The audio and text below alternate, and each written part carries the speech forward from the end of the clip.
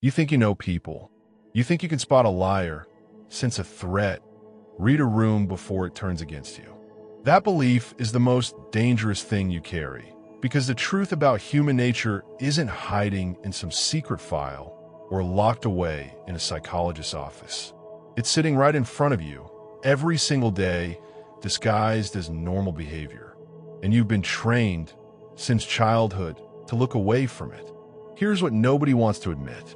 Kindness is not the default setting of the human animal. It's a mask, carefully constructed, reinforced by social pressure, and dropped the instant the cost of dropping it becomes lower than the cost of keeping it on. You felt this. You've watched a friend smile at you in public, and then heard, through someone else, what they really said behind your back. You've watched a coworker help you carry a project, and then take the credit the moment it mattered. You told yourself it was a one-time thing. It wasn't. It was the truth about human nature leaking through the mask for just long enough for you to see it before it snapped back into place. Most people spend their entire lives refusing to look at this directly. They build a comfortable story where people are basically good, where trust is safe by default, where the world rewards those who are kind and punishes those who are cruel. It's a beautiful story. It is also provably false. History does not reward the kind. History rewards the perceptive. The ones who survived, who built empires, who protected their families and their people, were not the ones who assumed the best in everyone. They were the ones who watched, who understood incentive, who understood that underneath politeness is calculation, and underneath every act of generosity is a question. What does this get me? This is not cynicism. Cynicism is lazy. Cynicism says people are simply bad and stops thinking. What you're about to learn is something sharper than cynicism. It's clarity. It's the ability to see the machinery underneath human behavior without flinching, without needing to make it comfortable, without needing to pretend it's something softer than it is. Because the moment you stop needing people to be good, you start seeing who they actually are. And that shift, that one shift, changes everything about how you move through the world. Think about the last time someone betrayed your trust. Replay it now. Before it happened, were there signs? A slight inconsistency in their story. A reaction that was a half-second too fast or too slow. A kindness that came with strings you didn't notice until they pulled. You saw it. Some part of you registered it. But you overrode that signal because you've been taught that suspicion is rude, that reading people that closely is somehow paranoid or unkind. That training is precisely why you got hurt. Not because you're foolish, because you were taught to ignore your own perception in favor of a comfortable lie. Machiavelli understood this 500 years ago, and he was hated for saying it out loud. He didn't invent human nature. He simply refused to lie about it. He watched princes rise and fall, watched alliances form and shatter overnight, watched loyalty evaporate the instant it stopped being useful. And from that, he built something most people still can't stomach, a clear-eyed map of what actually drives behavior, stripped of sentiment. Not because sentiment is worthless, because sentiment blinds you if you mistake it for strategy. What you're about to learn in this video is not permission to become cruel. It's permission to stop being blind. Let's talk about the mask itself, because once you see it, you can't unsee it. Every person you interact with is running two operating systems at the same time. The first is the public system, the version of them built for approval, for belonging, for avoiding conflict. The second is the private system, the one that actually calculates cost and benefit, that actually decides who gets helped and who gets discarded. Most people never examine the gap between these two systems and others, because examining that gap in others means eventually examining it in themselves. And that's uncomfortable. So they don't look. You're going to look. Here's the pattern once you start watching for it. People reveal their true priorities not in what they say, but in what they protect when a choice becomes costly. Anyone can be generous when generosity is free. The real test comes when helping you cost them something. Their time, their reputation, their comfort, their position. Watch what happens in that moment. Watch who still shows up and who suddenly has a reason not to. That single moment tells you more about a person's actual nature than 100 conversations of pleasant small talk ever will. This is why so many people get blindsided in business, in friendship, in family. They mistake consistency of words for consistency of character. Someone can say the right things for years and still turn the instant their incentive shift. This isn't because that person is uniquely evil. It's because most human behavior is incentive-driven far more than it's principle-driven, and principles that were never tested under pressure were never really principles. They were just unclaimed convenience. Think about loyalty inside a workplace. People talk about loyalty like it's a virtue independent of circumstance. But watch what actually happens during a round of layoffs, or a leadership change, or a moment where someone could take credit for your work without consequence.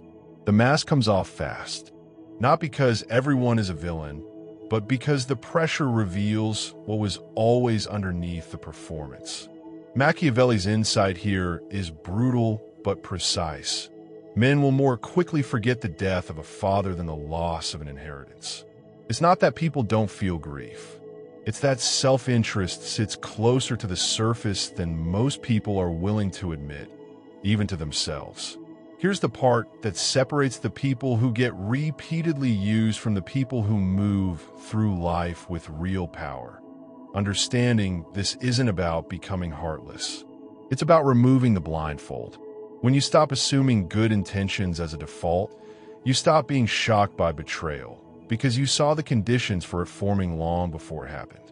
You stop handing your trust out like currency with no exchange rate, and you start requiring people to earn it through demonstrated behavior under pressure, not through promises made when nothing was at stake. There's a specific kind of pain reserved for people who refuse to accept this. They get hurt over and over by the same pattern in different clothing with different faces, and they call it bad luck. It isn't bad luck. It's a refusal to update. The world will keep teaching you the same lesson in escalating severity until you finally learn to see people as they behave, not as they present themselves.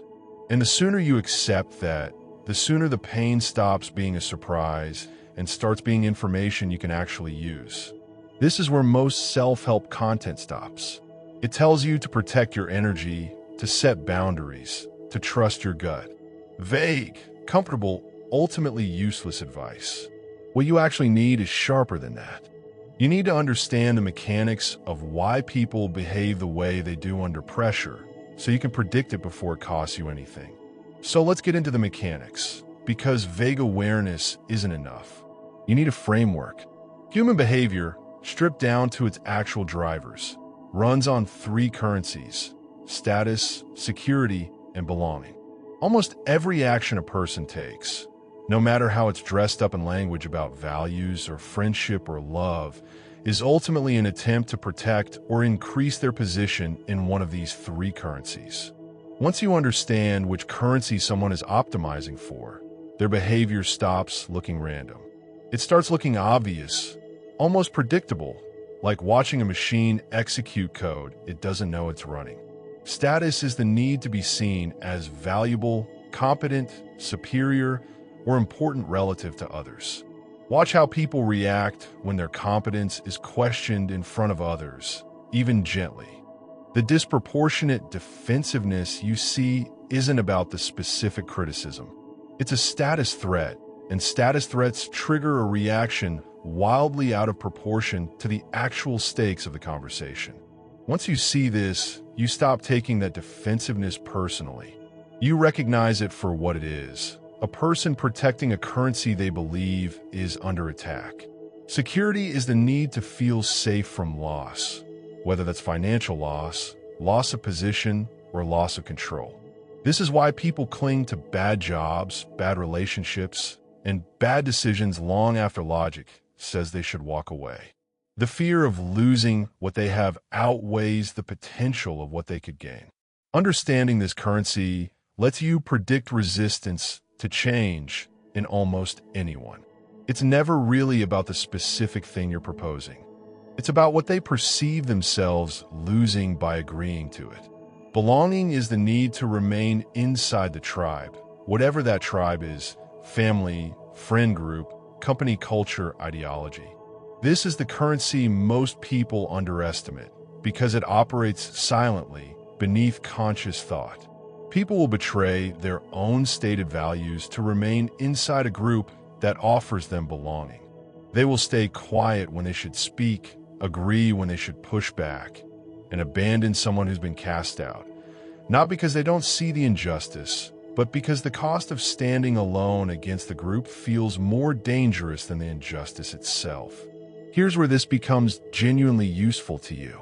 Once you can identify which currency is driving a person's behavior in a given moment, you stop reacting to the surface behavior and start responding to the actual mechanism underneath it. Someone lashing out isn't just being difficult. Their status is threatened, and you can address that directly instead of escalating a fight about the surface issue. Someone stalling on a decision isn't being indecisive. Their security feels at risk, and the real conversation is about removing that risk, not repeating your pitch louder. This is precisely the kind of clarity most content in this space refuses to give you, because it requires actually breaking behavior down into components instead of offering comforting slogans about staying positive and trusting the process. Machiavelli built his entire body of work around this exact kind of observation, not moralizing about what people should do, but coldly cataloging what they actually do when status, security, and belonging are on the line. He wasn't interested in how princes wished their subjects would behave. He was interested in how they actually behaved, because only the second version of that information keeps you alive. And this is the part that will genuinely change how you move through your own life once it sinks in. You're running on these same three currencies. Every defensive reaction you've ever had, every irrational fear of change, every time you stayed quiet in a group when you knew better, was one of these three forces operating on you the exact same way it operates on everyone else. Seeing this in others is step one. Seeing it in yourself is where actual power begins. Now let's talk about the specific moment where all of this becomes dangerous if you're not paying attention. The moment of first impression. Most people believe first impressions are built on honesty, on someone simply being themselves. That's naive. First impressions are performances calibrated in real time, designed to trigger trust before trust has been earned. The people who are best at manipulation are not the ones who seem shady. They're the ones who seem the most instantly likable, the most instantly relatable, the most instantly safe. That instant comfort should be a signal to look closer, not a reason to lower your guard. Here's why this works on almost everyone. Human beings are wired to make trust judgments fast, within seconds, based on superficial cues. Tone of voice, mirrored body language, shared opinions offered a little too conveniently. This wiring was useful for small tribes of people you'd known your whole life. It is almost useless and often actively dangerous in a world full of strangers who understand exactly which cues trigger that fast trust response and have learned to manufacture them on command. Charisma, in its darker form, is simply the skilled manufacturing of instant familiarity. Watch for this pattern specifically. Someone who agrees with you a little too quickly, who mirrors your opinions before they've had time to actually form their own, who compliments you in ways that feel slightly too specific for how long you've known them. This isn't always malicious. Sometimes it's simple social conditioning. But when it is malicious, this is exactly the mechanism being used against you. And it works precisely because it feels good. That good feeling is the vulnerability. Manipulation rarely feels like manipulation while it's happening. It feels like connection. That's the entire design. Machiavelli's advice on this front still gets misquoted by people who've never actually read him. He never said to be universally feared or universally deceptive. What he actually argued was more precise and more useful. Appearances matter more than most people admit, and the people who survive and thrive are the ones who can read the gap between someone's presented appearance and their actual intention, without needing that gap to close before they act.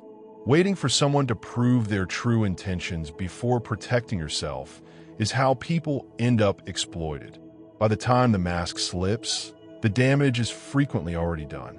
This is why the instinct to just trust your gut is incomplete advice. Your gut can be trained by repeated exposure to manufactured trust signals to accept them as genuine.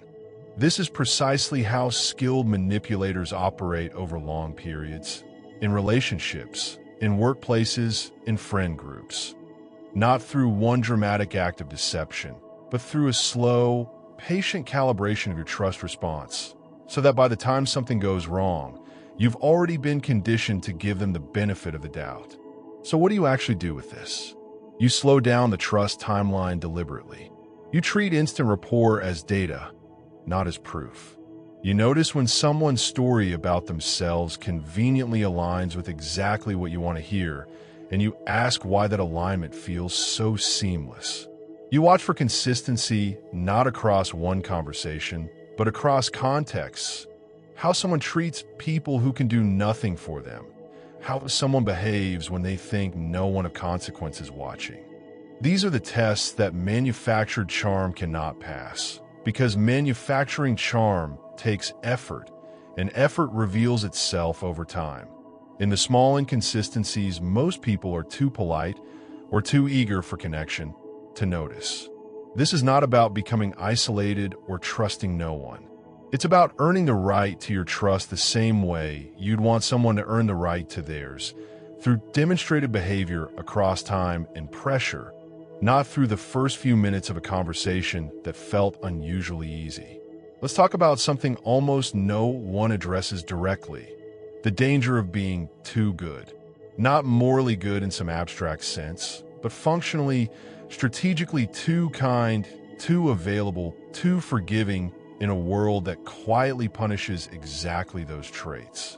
This is uncomfortable to hear because you were likely raised to believe kindness is always rewarded eventually, that patience and generosity build a kind of karmic credit that pays out over time. In reality, kindness without discernment doesn't build credit. It builds a target. Here's the mechanism. People who operate primarily from self-interest are constantly scanning for the path of least resistance. The person who will absorb cost without pushing back.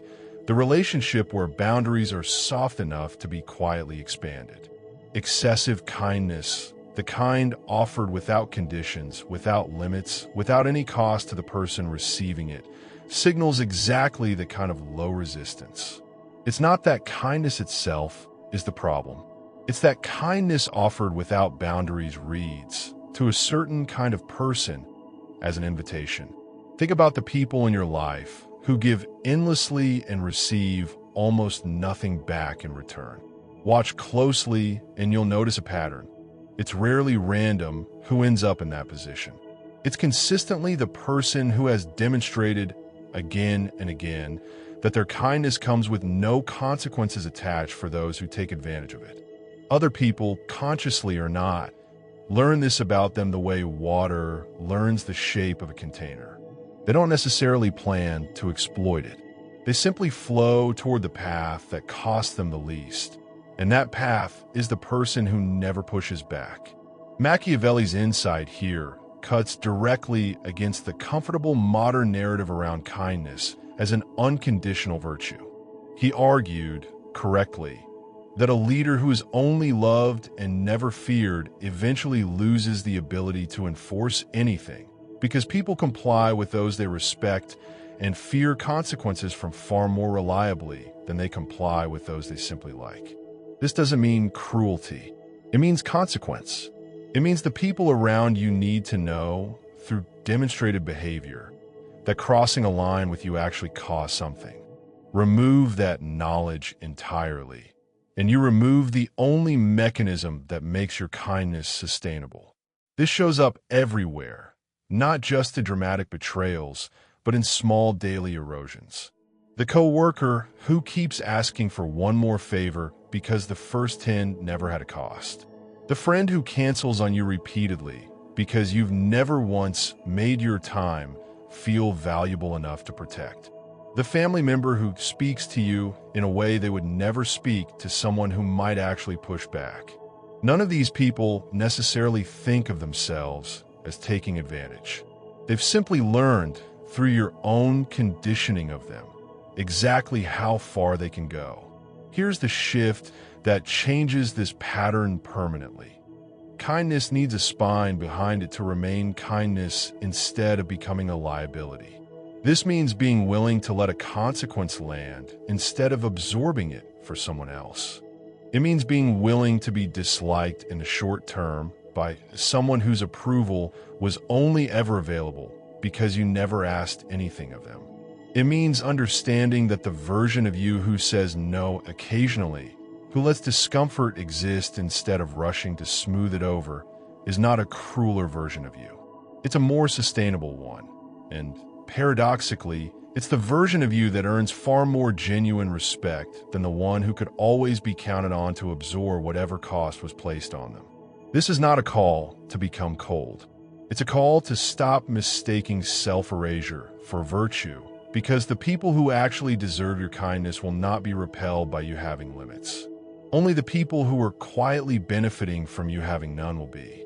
Now let's go one layer deeper into a truth that makes people genuinely uncomfortable. You have blind spots about your own behavior that are exactly as significant as the blind spots you've been learning to spot in others. It's easy to nod along with everything said so far and mentally file it under "this explains that person" or "this explains what happened to me." It's much harder and far more valuable to turn the same lens on yourself.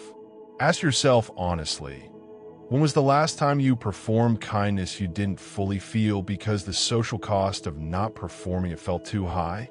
When was the last time you protected your own status in a conversation instead of admitting you were wrong, even when some part of you knew you were? When was the last time you stayed inside a group, agreeing with something you didn't believe, because the alternative, standing alone, felt more threatening than staying quiet? If you're honest, these moments are not rare exceptions in your life. They're a running current beneath almost all of your social behavior, exactly the way they are for everyone else. This is not an accusation. It's the same mechanism you've just spent 5 sections learning to identify in others, and pretending you're somehow exempt from it is the single fastest way to lose the clarity you've just gained. The people who become genuinely dangerous, in the specific sense of being unpredictable and easily exploited, are not the ones who understand these mechanics. They're the ones who understand these mechanics only when applied to others, while remaining completely blind to how the same forces operate on their own decisions. Here's what changes once you apply this to yourself honestly. You start noticing the exact moment you're about to make a decision driven by status protection rather than actual judgment, and that half-second of awareness is enough to change the outcome. You start noticing when you're staying quiet out of belonging fear rather than genuine agreement, and that awareness alone starts to loosen the group's grip on your choices. You start noticing when your own kindness is being offered not from genuine generosity, but from a fear of how you'll be perceived if you say no, and that distinction changes everything about how sustainable your relationships become. Machiavelli's writing has survived 5 centuries specifically because he refused to exempt anyone from this analysis, including rulers, including himself, including the very readers of his work. He wasn't writing a manual for becoming a villain. He was writing an unflinching diagnostic of power and human motivation that applies with equal force whether you're a prince governing a state or a person simply trying to navigate a workplace, a family, a friendship without being quietly used by the people around you. This is the actual dividing line between people who move through the world with real clarity and people who remain permanently confused about why the same painful patterns keep repeating in their lives. It's not intelligence. It's not even kindness or cruelty.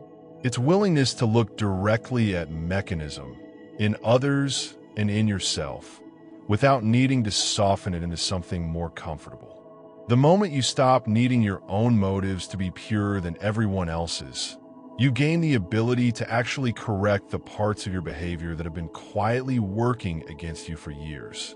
This is uncomfortable work, and that discomfort is exactly why most people never do it. It's far easier to diagnose the world than to diagnose yourself. But the diagnosis of the world you've been building across this video is only half the tool. The other half, the half that actually changes your life instead of just changing how you see other people, is turning that same unflinching clarity inward and refusing to look away from what you find there. So where does this actually lead you? Not to paranoia, not to cynicism, not to becoming the cold, calculating figure that pop culture mistakenly associates with anyone who studies power honestly. It leads to somewhere much more useful. A state where you're rarely surprised, rarely blindsided, and rarely at the mercy of people who've learned to read you faster than you've learned to read them. That state has a name, even if it's unfashionable to say out loud. It's called being ungovernable by other people's manipulation, and it's available to anyone willing to trade comfortable illusions for accurate perception. Here's what this actually looks like in practice, stripped of abstraction. You stop assuming positive intent as a default and start requiring it to be demonstrated under actual pressure. You stop mistaking fast rapport for real trust, and you let time and consistency do the verification work your gut alone cannot reliably do. You stop offering kindness without any boundary attached, and you start treating your patience, your time, and your generosity as things with real value. Precisely because that's what forces the people around you to treat them the same way. You stop assuming your own motives are automatically purer than everyone else's, and that single shift alone removes an entire category of blind spot that keeps otherwise intelligent people stuck in repeating patterns for years. None of this requires you to become someone harder or colder than you actually are. It requires you to stop mistaking softness for safety. The two are not the same thing, and confusing them is exactly what keeps so many genuinely good people cycling through the same painful dynamics with different people wearing different faces. The world is not, in fact, safe by default. It never was. It rewards perception, and it quietly punishes the refusal to perceive clearly, regardless of how good your intentions are.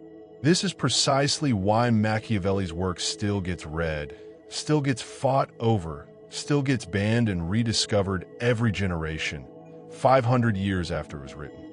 Not because he told people to be cruel, but because he told the truth about what actually happens beneath the surface of political life, social life, family life, all of it.